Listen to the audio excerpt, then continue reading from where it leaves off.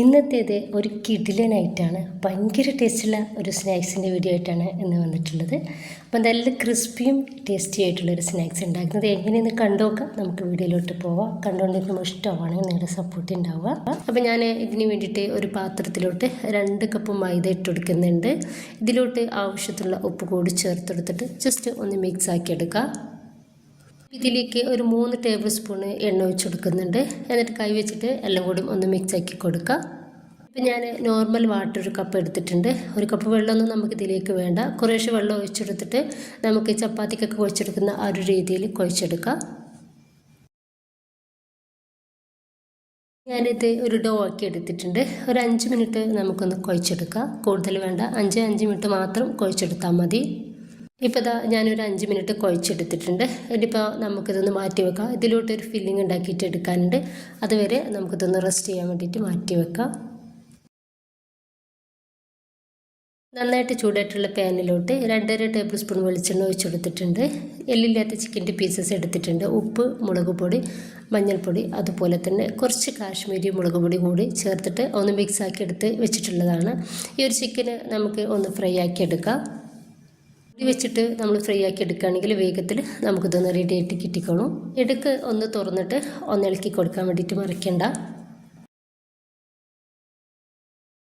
നമ്മുടെ ചിക്കനൊക്കെ നന്നായിട്ട് ഒന്ന് ഫ്രൈ ആയിട്ട് കിട്ടിയിട്ടുണ്ട്. ഈ ഒരു സമയത്ത് നമുക്കിത് പാനിൽ നിന്നും ഒന്ന് എടുത്ത് മാറ്റാം. ഇനി മിക്സിയുടെ ചെറിയ ജാറിലോട്ട് ഇഞ്ചി, വെളുത്തുള്ളി, കറിവേപ്പിൻ്റെ ഇല, പച്ചമുളക്, 1/2 ടീസ്പൂണ് വലിയ ജീരകം കൂടി എടുത്തിട്ടുണ്ട്. നമുക്കൊന്ന് ക്രഷ് ചെയ്തിട്ടെടുക്കാം. ഇത് മുഴുവനും നമുക്കിതിലോട്ട് ആവശ്യമില്ല. ഞാൻ വേറൊരു ആവശ്യത്തിന് കൂടിയാണ് ഇതെടുത്തിട്ടുള്ളത്. ഇതുപോലെ ഒന്ന് ക്രഷ് ചെയ്തെടുത്തിട്ടുണ്ട്. നമ്മൾ ചിക്കൻ ഫ്രൈ ആക്കി ഇട്ടെടുത്തിട്ടുള്ള ആ ഒരു പാനിലോട്ട് തന്നെ ഒരു 2 ടേബിൾ സ്പൂൺ വെളിച്ചെണ്ണ കൂടി ഒഴിച്ചെടുത്തിട്ട് മീഡിയം സൈസിലുള്ള 2 സവോള ഇതുപോലെ നീളത്തിൽ കട്ടാക്കി എടുത്തിട്ടുണ്ട്. അതൊന്ന് ഇതിലേക്ക് ഇട്ടുകൊടുക്കുക. ഒപ്പം തന്നെ ഒരു തക്കാളി കട്ടാക്കി എടുത്തത് കൂടി ചേർക്കുന്നുണ്ട്. ഇതിലോട്ട് ആവശ്യത്തിൻ്റെ ഉപ്പ് കൂടി ചേർത്തെടുക്കുക. നന്നായിട്ട് ഒന്ന് മിക്സ് ആക്കി കൊടുത്തിട്ട് നമുക്കിതൊന്ന് മൂടി വെക്കാം. വളരെ കുറഞ്ഞ ഇൻഗ്രീഡിയൻസിലാണ് നമ്മളൊരു സ്നാക്സ് ഉണ്ടാക്കി എടുക്കുന്നത്. ഭയങ്കര ടേസ്റ്റുമാണ് ഇത് കഴിക്കാൻ വേണ്ടിയിട്ട്. അപ്പോൾ ഈ തക്കാളിയും സവോളയും വേവായിട്ട് കിട്ടിയാൽ നമ്മൾ അരച്ച് വെച്ചിട്ടുള്ള ആ ഒരു ഇഞ്ചിയുടെയും കറിവേപ്പിൻ്റെയും ഒക്കെ ആ ഒരു മിക്സിൽ 1 ടേബിൾ സ്പൂൺ ചേർക്കുന്നുണ്ട്. 1/2 ടീസ്പൂണ് മഞ്ഞൾപ്പൊടി, 1 ടീസ്പൂൺ മല്ലിപ്പൊടി, 1 ടീസ്പൂൺ കാശ്മീരി മുളക് പൊടി. ഇത് മാത്രമാണ് നമ്മളിതിലേക്ക് ചേർക്കുന്നുള്ളൂ റൈസൻസായിട്ട്. ഇനിയിപ്പോൾ നന്നായിട്ടൊന്ന് മിക്സ് ആക്കി എടുക്കുക. ആ ഒരു പച്ചമണം ഒന്ന് മാറിക്കിട്ടുവാൻ ഒന്ന് മിക്സ് ആക്കി കൊടുക്കുക.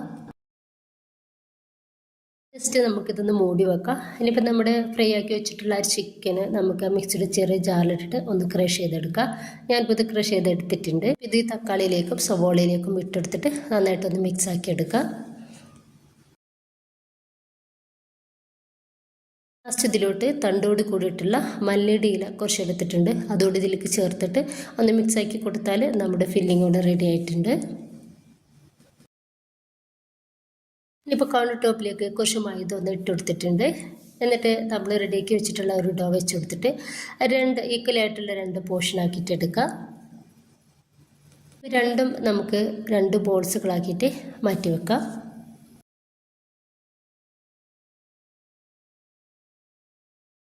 ഇതിൽ നിന്നും ഒരു ബോൾസ് എടുത്തിട്ട് നമുക്കൊന്ന് പരത്തിയെടുക്കാം.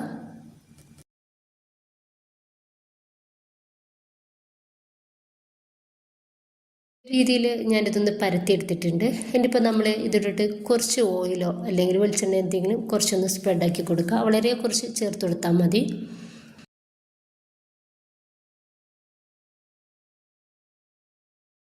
ഇതിലേക്ക് കുറച്ച് മൈദ ഒന്ന് തൂവി കൊടുത്തിട്ട് എല്ലായിടത്തും നമുക്കൊരു മൈദ ഒന്നാക്കിയെടുക്കാം.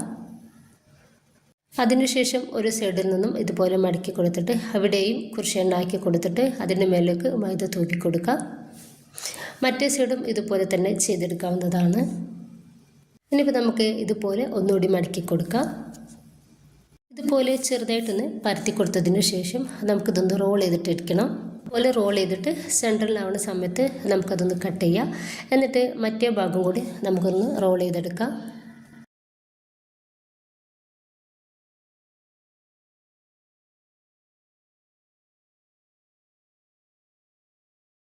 ഇതിൽ ഞാൻ 4 എണ്ണമാണ് ചെയ്തെടുത്തിട്ടുള്ളത്. അപ്പോൾ ഓരോ റോളും നമ്മൾ 2 ആയിട്ട് കട്ടാക്കിയിട്ട് 2 സ്നാക്സ് വീതം ഉണ്ടാക്കിയെടുക്കുന്നുണ്ട്.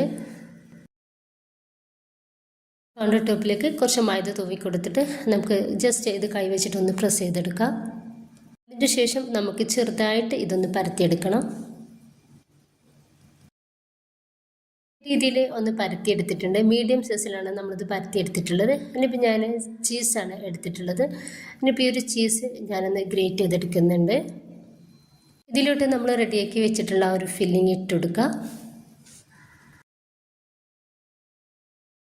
അതിൻ്റെ മുകളിലായിട്ട് നമുക്കിതുപോലെ ചീസ് ഇട്ട് കൊടുക്കാവുന്നതാണ്. ചീസ് കൂടി ഇട്ടെടുത്തതിന് ശേഷം നമുക്കൊരു സൈഡിൽ നിന്നും ഇതുപോലെ മടക്കി കൊടുക്കാം.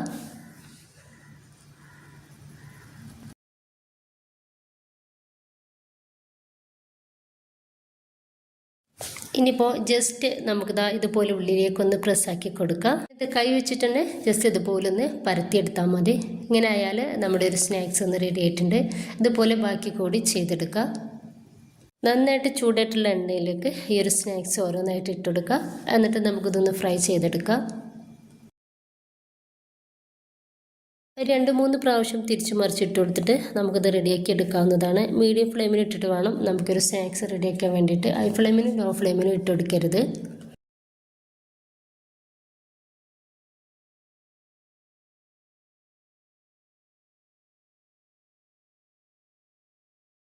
അപ്പോൾ ഇതൊന്ന് റെഡി ആയിട്ടുണ്ട്. നമുക്കിത് പാനിൽ നിന്നും എടുത്ത് മാറ്റാം. ബാക്കി കൂടി ഇതുപോലെ തന്നെ ചെയ്തെടുക്കാവുന്നതാണ്.